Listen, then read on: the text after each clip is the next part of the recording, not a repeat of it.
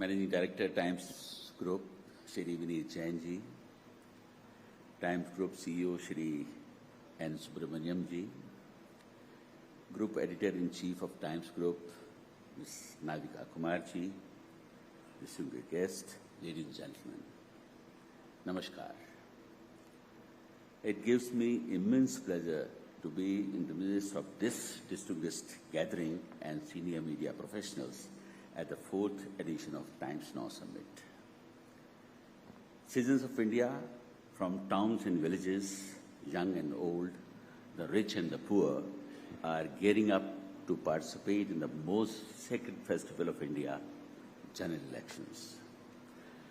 Every 5 years, the common man goes to the polling station to exercise their democratic right to give his or her own verdict on the performance of the government of the day.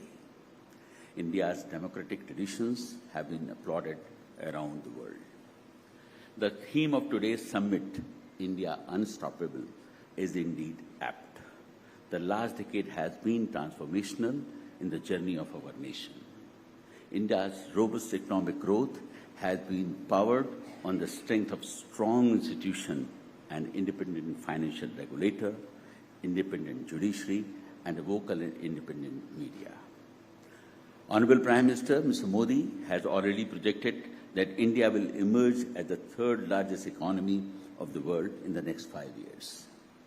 Let us look at some numbers which reflect the changing face of aspirational India, which captures the story of unstoppable India. The number of bank accounts opened under the PM Jan Dhan Yojana has crossed 50 crores. More than 130 crores Indians have Aadhaar card. More than 120 crores Indians have their own mobile phones. This trinity of Jan Dhan, Aadhaar and mobile phone has revolutionized the digital economy of India. People from around the world are stunned to see how the common street vendor is transacting business on the streets with his mobile phone. Millions of women in India have been empowered in this new age economy and are doing this business sitting at home. Apart from this, a new dynamics of service delivery has been created and all welfare schemes of the central government are delivered through direct benefit transfer. The whole architecture of governance has undergone a sea change. Transparency of the service delivery is the defining mantra. It was not too far ago when a sitting Prime Minister confessed candidly that of the 1 rupee sanctioned by the central government, only 10 paisa reached the actual beneficiary. This is a thing of past. एक कहावत है, जब कोई व्यक्ति अंधकार से लड़ने का साहस कर लेता है, तो एकमात्र जुगनू सारे अंधकार को हर लेता है. हमारे प्रधानमंत्री जी ने ये इस कविता को चरितार्थ करके दिखाया है. There is now a new energy in youth of our country, which is our biggest strength. Nearly 2/3 of Indians are below the age of 35. There are nearly 450 million millennials in India, which is a force to reckon with. This will turn out to be the biggest asset for India, and the youth of India will fill the skill gap of the world, which is increasingly seeing a growing population. India has the third largest startup ecosystem in the world, growing at nearly 15% annually. Today, 1 out of every 10 unicorns are born in India. Youngsters in the startup space are no longer coming just for metropolitan cities, but from Tier 2 and Tier 3 cities also. This diversification demonstrates the power of aspirational youth in India. It also captures the business environment prevailing in the country, where ease of doing business is the central pillar of economic policy. The remarkable transformation in infrastructure space has caught the imagination of the world. Even the remotest corners of India in the northeast have functional civilian airports. There were just 74 airports in 2014. The number has doubled in 10 years, and now we have 148 airports. The phenomenal pace of construction of national highways, more than 28 kilometers a day, is indeed an amazing feat.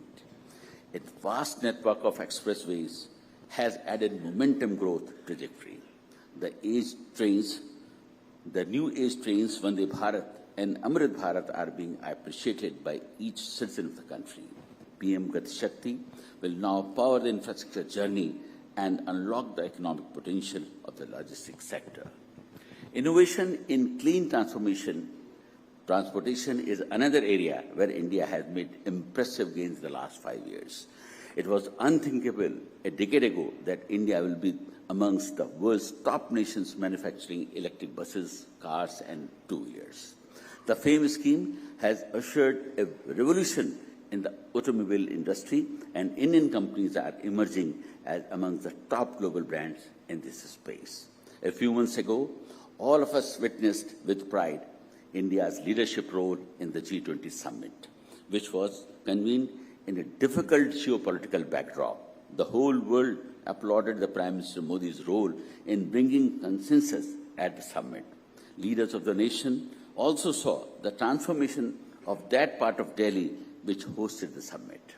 For me, it was an occasion to step in and work along with a team of officers to ensure that the national capital is spruced up and prepared to receive dignitaries from around the world. The entire team worked tirelessly to ensure that there were befitting arrangements for a global event of that scale. Delhi is a melting pot of India. Apart from being its political capital, it attracts professionals, migrants, and youngsters who move to the city in search of better life prospects. When we view the city from the lens of infrastructure planning, we have to factor in the larger NCR area with a growing population. Delhi has a pivotal role to play in achieving the goal of Viksit Bharat. Compared to the major capital cities, Delhi lagged behind with some legacy issues. However, in the last 2 years, concerted efforts have been made to make Delhi a truly global and inclusive destination. We are streamlining the businesses and licensing processes, making it easier than ever to invest and create jobs. Today, the city has 2 world-class convention centers, Yashobhumi and Bharat Mandapam. These have emerged as overbooked destinations for conventions, meetings, exhibitions, and workshops. During the last 1 year, we gave permission to 750 business establishments to operate on a 24/7 basis. Permissions have also been granted to 5-star and 4-star hotels to operate restaurants and bars on 24/7 basis. With my intervention, the MCD has now started granting licenses for open space dining to the existing eateries. Permission has also granted for creating a special economic zone at Delhi Airport that will further boost the economic growth. A major reform in the old licensing regime has been introduced with a modified unified portal for licensing of eating, boarding, lodging and establishments in Delhi. The licenses that were earlier taking 3 years to be issued can now be obtained in just 49 days. Delhi Metro has changed the face of urban mobility. Delhi also now has more than 1,650 electric buses inducted as part of FAME scheme of Government of India. The regional rail project, which will connect Delhi with Meerut, will alter the dynamics of urban housing, work opportunities and mobility. Delhi Development Authority has drawn up an ambitious plan to develop an education city in Narela. It has also launched an ambitious Delhi Gramodyog Abhiyan to develop the villages of Delhi that have so far remained deprived of even basic amenities. It is also my ambition to develop a gold souk in Delhi, for which we have already initiated a dialogue with the Gems and Jewelry Export Council of Ministry of Commerce. DDA has also entered into collaborative arrangements with Archaeological Survey of India for restoring and preserving heritage monuments. The Mehroli Archaeological Park has already been transformed into a recreational space with modern amenities. Works has already begun on restoring the heritage sites and structures at Sanjavan, Shalimar Bagh and Roshanara Bagh. DDA is also developing the entire Yamuna riverfront and creating green open spaces for the citizens of Delhi. Bansera, which used to be a dump yard of construction waste, has already been transformed into a large bamboo grove, which is drawing thousands of citizens every day. Asita is another new destination of Yamuna floodplain that has been reclaimed from a wasteland. मैं आप सभी से ये request करता हूँ कि आप एक बार बांसेरा और असीता जरूर जाके देखें और शायद आपको ये नहीं महसूस होगा कि हम अब दिल्ली के किसी पार्ट में हैं। In the coming months, we shall be intensifying our efforts to transform Delhi into the world-class capital in line with the Prime Minister's ambition of Viksit Bharat. Friends, all of you have a crucial role to play in presenting a fair picture of political, social, and economic developments before the people of this country. Media is a crucial institution which lends strength to our democratic tradition. I am sure that all of you are conscious of the enormous responsibility which you carry upon your shoulders. बचपन में हम सभी ने एक मुहावरा सुना होगा, लोहे के चने चबाना, और मुझे याद है कि इसका अर्थ बताया जाता था कि मुश्किल काम करना। लेकिन मैं आपसे आज इस बात को शेयर करना चाहता हूं कि दिल्ली में आकर मुझे इस मुहावरे का सही अर्थ मालूम पड़ा। यहां हर काम को करने के लिए लोहे के चने ही चबाने जैसा है।